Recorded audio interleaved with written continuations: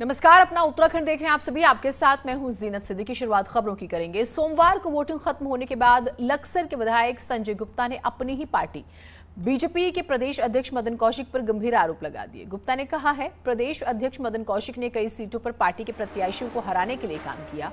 उन्होंने कहा कि मदन कौशिक की तरफ से नामित सभासद और बीजेपी कार्यकर्ताओं ने लक्सर सीट पर उन्हें हराने और बसपा प्रत्याशी को जिताने के लिए काम किया। प्रदेश अध्यक्ष मदन कौशिक से नाराज संजय गुप्ता ने मदन को गद्दार तक कह डाला और पार्टी के शीर्ष नेतृत्व से मदन कौशिक को पार्टी से निकालने की मांग की। संजय गुप्ता के इस बयान से सियासी गलियारों में हलचल पैदा हो गई।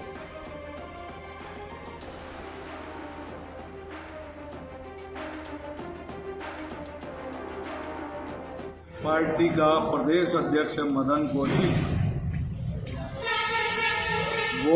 उन्होंने कई सीटों पर प्रत्याशियों को हराने का काम किया है और उनके जो नामित सभासद उनके द्वारा और उनके जो नजदीकी कार्यकर्ता थे, उन्होंने बसपा प्रत्याशी के पक्ष में काम किया है, मुझे हराने का काम किया है। मैं अपने नेतृत्व से हाथ जोड़कर क्षमा मांगते हुए निवेदन करना चाहता हूं। ऐसे प्रदेश अध्यक्ष को इस ऐसी राष्ट्रवादी पार्टी में रहने का कोई अधिकार नहीं है। तो देखिए, वोटिंग खत्म हो गई है, लेकिन बयानबाजियां खत्म नहीं हुई हैं। अब तो आरोप प्रत्यारोप खुलकर सामने आने लगी हैं। अब मदन कौशिक प्रदेश अध्यक्ष हैं पार्टी के, लेकिन उन पर गंभीर आरोप लगाया है और नामित सभासद और बीजेपी कार्यकर्ताओं की हम बात कर रहे हैं। लक्सर सीट पर उन्हें हराने और बसपा प्रत्याशी को जिताने के लिए काम किया, ये आरोप लगाया है उनके ऊपर लक्सर के विधायक संजय गुप्ता ने। अब इस पर मदन कौशिक का रिएक्शन उतना ही जरूरी है। अब ये नाराज चल रहे थे, नाराजगी की वजह से या क्या इनपुट था इनके पास, ये भी स्पष्ट तौर पर रखना चाहिए। सुनील हमारे साथ, हमारे सहयोगी जुड़े हुए हैं। सुनील, ये ठीक है वोटिंग हो गई, लेकिन ये नई कंट्रोवर्सी, इसके मूल में क्या है, क्या इसमें छनकर आया है बाहर, जरा बताइएगा हमारे दर्शकों को।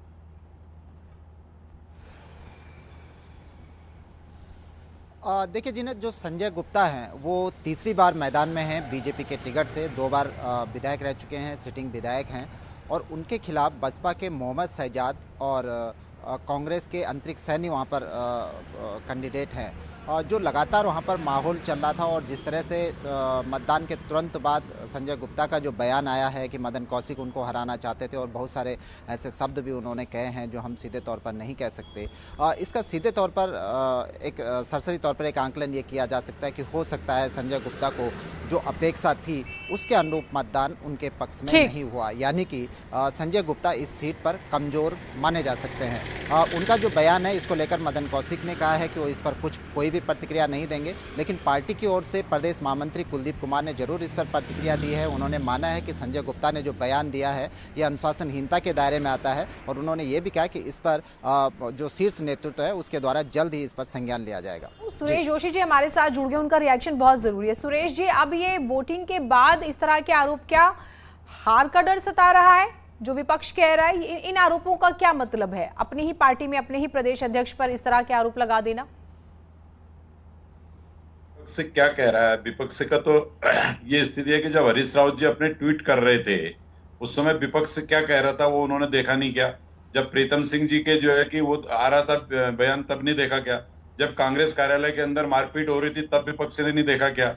तो ये विपक्ष क्या कह रहा है विषय ये नहीं है। विषय क्या है कि देखिए, भारतीय जनता पार्टी के एक प्रत्याशी ने, जो भारतीय जनता पार्टी के काफी पुराने कार्यकर्ता नेता हैं, अगर इस तरह का कोई बयान दिया है तो निश्चित तौर पर जो पार्टी का एक अनुशासन है, पार्टी का जो सिस्टम है, उस दायरे पे उस पर बातचीत होगी और जो भी विषय उस पर आएगा उस पर कार्रवाई भी होगी। ऐसा नहीं कि खाली बातचीत होगी, क्योंकि अगर उनको कोई शिकायत है, हमारा पार्टी फोरम ये कहता है कि अगर कोई शिकायत है तो आप पार्टी के अंदर उस विषय को रख सकते हैं, पार्टी फोरम पे आप लोग जा सकते हैं, लेकिन सीधे अगर आप मीडिया में जा करके अगर इस तरह की क्रिया और प्रतिक्रिया आप करेंगे तो निश्चित तौर पर आप अनुशासनहीनता के दायरे में आएंगे।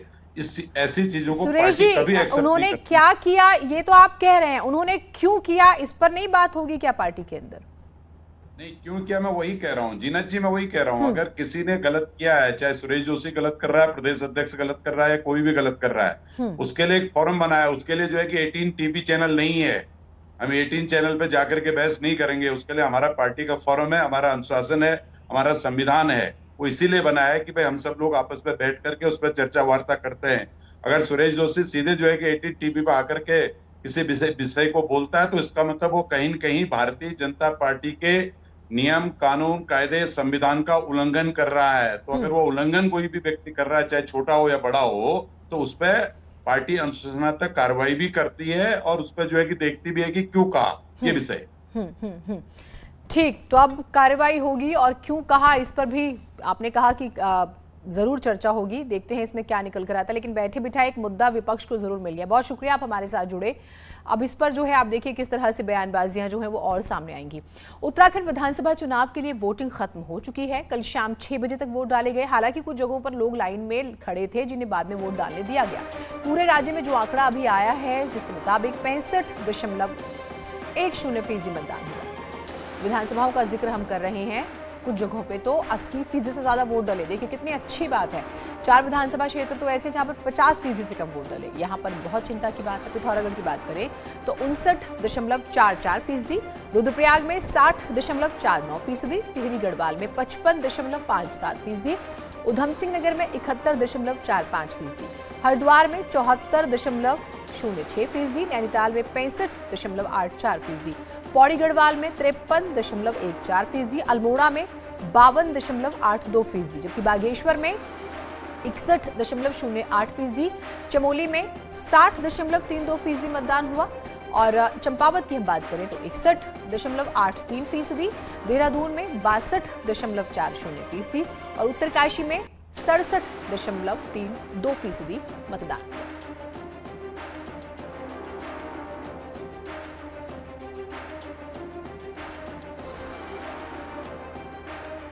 तो चाहे पिथौरागढ़ की बात करें, रुद्रप्रयाग की बात करें, टिहरी की बात करें, उधम सिंह नगर, देखिए यहाँ पर तो 71.45% वोटिंग हुई है। हरिद्वार में सबसे ज्यादा कहा जा रहा है 74.06% मतदान हुआ। वैसे अगर हम 2017 का भी अगर आंकड़ा देखें तो कुछ जगहों पर उससे बेहतर स्थिति जो है नजर आई। 2017 में राज्य में 65.56% मतदान हुआ था। इस बार आप ये मानिए कि कितना कम है, थोड़ा सा फर्क आया, लेकिन कमोबेश उसी के आसपास है। भारती हमारे साथ, हमारी सहयोगी जुड़ी हुई हैं। भारती, हम मतदान का तो जिक्र कर ही रहे हैं अलग अलग जिलों में। हरिद्वार ने सबसे बेहतरीन हम यहाँ पर देख रहे हैं प्रदर्शन किया। क्या बड़े कारण रहे? वोटर्स निकले नहीं जहां पर 50% से कम हुआ है, और जहां हुआ है तो वहां पर क्या बदलाव की बयार है या सरकार के काम पर मोहर है? कई मायने होते हैं। देखिए जीनत, जब भी इस तरह का वोटिंग परसेंटेज हमें देखने को मिलता है, अगर आप पिछली बार का याद करें, ऑलमोस्ट इसी तरीके का वोटिंग परसेंटेज पिछली बार भी रहा था। और इस बार भी ये कहा जा सकता है कि कहीं ना कहीं देखिए जिस तरह की हवा जो चल रही है वो ये है कि बदलाव की बयार कहीं ना कहीं देखने को मिल सकती है। लेकिन वोटर्स के मन में क्या है ये वोटर ही जानता है। और अभी ये भी कहा जा रहा है कि ये वोटिंग परसेंटेज थोड़ा सा बढ़ सकता है, क्योंकि अभी ये औसतन वोटिंग परसेंटेज यहाँ पर देखने को मिला है। आज ये उम्मीद की जा रही है कि निर्वाचन आयोग की तरफ से और डेटा आएंगे और ये वोटिंग परसेंटेज थोड़ा सा बढ़ता हुआ भी नजर आ सकता है। आपने बोला जीनत की वोटर्स घर से बाहर नहीं निकले क्या? देखिए कई जगह पर ऐसा दिखा कि वोटर्स 50% तक यहाँ पर वोटिंग परसेंटेज देखने को मिला है, लेकिन कुछ जिले ऐसे भी जहाँ पर 80% से ज्यादा का मतदान प्रतिशत यहाँ पर देखने को मिला है। तो ये कहा जा सकता है ये कहीं ना कहीं अच्छा संकेत तो है ही, क्योंकि वोटर्स जागरूक यहाँ पर हुआ है। कल भी जिस तरीके से हम देखते रहे थे। ठीक, आपसे इस पर और बातचीत करेंगे। और प्रदेश में अब तक जो वोट प्रतिशत रहा है जरा वो भी हम आपको बता देते हैं। 2002 विधानसभा चुनाव में आप देखिए कि 54.34% मतदान हुआ था। 2007 में 59.50% और 2012 में 66.85%। 2017 का जैसे मैंने अभी जिक्र किया तो वो भी आंकड़ा हमने आपके सामने रखा, और 65.56%। और अभी 2022 की हम बात कर रहे हैं, 65.10% मतदान जो है हुआ। और ये मतदान भी बहुत कुछ कहता है। हाँ, पहली बार ऐसा हुआ है कि अमूमन हम कांग्रेस बीजेपी को आमने सामने देखते थे, लेकिन इस बार आम आदमी पार्टी भी मैदान में रही। तो क्या जहां पर वोट परसेंटेज ज्यादा हुआ है वहां पर क्या आप है कहीं पर, या फिर जहां पर कम हुआ है वहां पर वोटर्स में एक्साइटमेंट नहीं रहा? हालांकि 8 बजे से वोटिंग शुरू हुई थी, बहुत सारे कारण हैं और हर सीट पर आप चर्चा कर सकते हैं खूब देर तक बैठ के। तो हर 2 घंटे में मतदान का प्रतिशत बढ़ा, जैसे सुबह 9 बजे खबर आती है तो 5.25% मतदान होता है, 11 बजे तक ये 18% हो जाता है, 1 बजे तक ये 35% हो जाता है, 3 बजे तक ये 49% होता है और शाम 5 बजे ये आप ये मान लीजिए कि 59.51% होता है। फिर बाद में आंकड़ा आता है 65.10% का। तो ये कई चीजें अपने अंदर समेटे हुए जिस पर आप घंटों चर्चा कर सकते हैं। एक एक सीट, एक एक जिले की बात करें तो वोटिंग के बाद ईवीएम को स्ट्रांग रूम में लाया गया है। पहले पोलिंग बूथ पर ही मशीनों को सील किया गया और फिर उसके बाद स्ट्रांग रूम में ईवीएम को रखा गया। अब 10 मार्च को वोटों की गिनती होनी है, तभी ईवीएम प्रत्याशियों की किस्मत का पता बता देगी, यानी किस पर मेहरबान हुई जनता।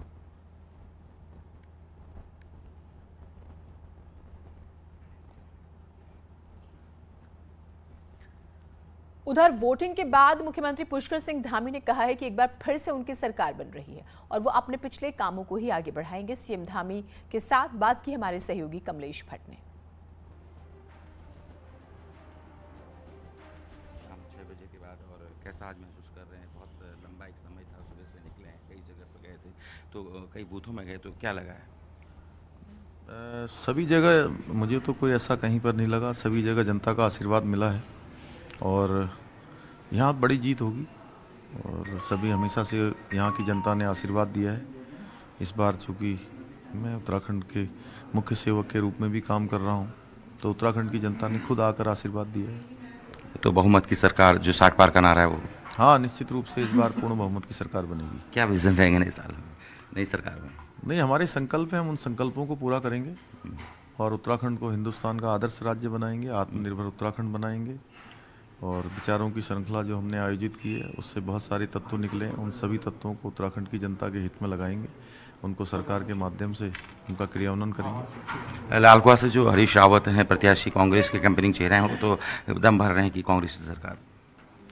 नहीं, मैं तो उनको कहीं देख रहा था तो वो कहीं टेलीविज़न पर कहते हुए पाए जा रहे थे कि पता नहीं वो ऐसी बात कैसे कर रहे हैं, इतने हमारे वरिष्ठ नेता हैं और वो कह रहे हैं कि महापाप हो गया है, शराब बढ़ गई है, कहीं कुछ और बढ़ गया है। मेरे को समझ में नहीं आता, जिस पार्टी के लोगों ने शराब बांटने का चलन, पैसा बांटने का चलन, चुनाव में गड़बड़ी करने का चलन, भ्रष्टाचार करने का जिस पार्टी ने चलन किया हो, जिनके नेताओं ने किया हो, वो आज उत्तराखंड की जनता को ही कटघरे पर खड़ा कर रहे हैं। यानी कि उत्तराखंड की जनता ने ये सब काम करके जो है गड़बड़ किया है, तो उन्होंने अपनी शायद हार पहले ही मान ली है। 70 विधानसभा में? हाँ, निश्चित रूप से। सीएम पुष्कर सिंह धामी का कहना है कि 70 विधानसभाओं में भाजपा की जो सरकार है बहुमत के साथ आ रही है और उसके बाद अभी देखना होगा कि जो 10 मार्च को परिणाम आएंगे वो किस तरफ अपना रुख करते हैं। कमलेश भट्ट, न्यूज़ 18, खटीमा। पिछले दिनों हुई भारी बर्फबारी के बाद भारत चीन सीमा को जोड़ने वाला ऋषिकेश माणा राष्ट्रीय राजमार्ग भारी ग्लेशियर आने की वजह से बंद हो गया है। सड़क पर 20 से 25 फीट बड़े बड़े ग्लेशियर आ गए हैं, जिन्हें हटाने के लिए बीआरओ ने काम शुरू किया हुआ है। सीमावर्ती क्षेत्रों को जोड़ने वाले इन मार्गों को खोलने के लिए बीआरओ की बड़ी बड़ी मशीनें बर्फ हटाने में लगी हुई हैं।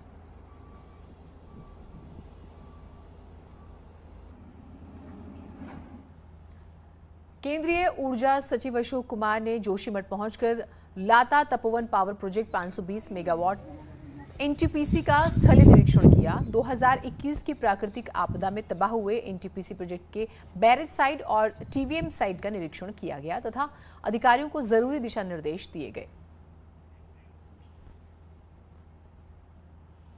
एक और छोटा सा ब्रेक ले रहे हैं, कहीं मत जाइएगा।